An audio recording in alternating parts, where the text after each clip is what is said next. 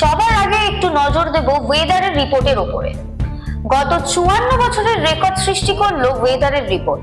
এই গরমের মধ্যে হঠাৎ বৃষ্টি এসে টেম্পারেচার এক ধাক্কায় নামালো 17 ডিগ্রিতে।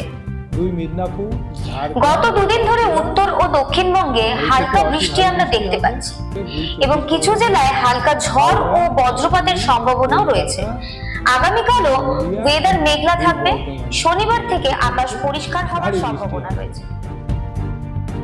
আজ 3 দিন হয়ে গেছে, এখনো চলছে গার্ডেন রিচের ভেঙে পড়া বিল্ডিং এর উদ্ধার কার্য।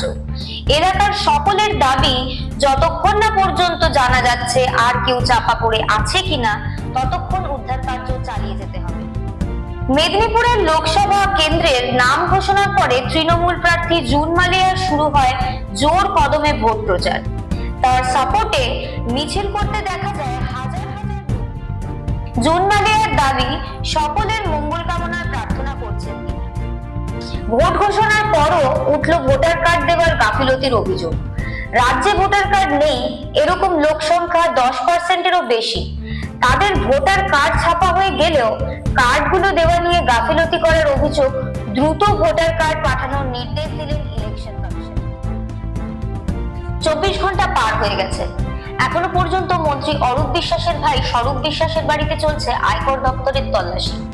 বুধবার সকাল থেকে শুরু হয় আয়কর দপ্তরের এই তল্লাশি।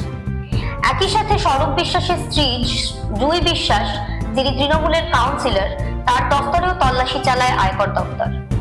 ইতিমধ্যে পরিবারের সমস্ত লোকজনদের জিজ্ঞাসাবাদ চলছে এবং বাজেয়াপ্ত করেছে কিছু নথি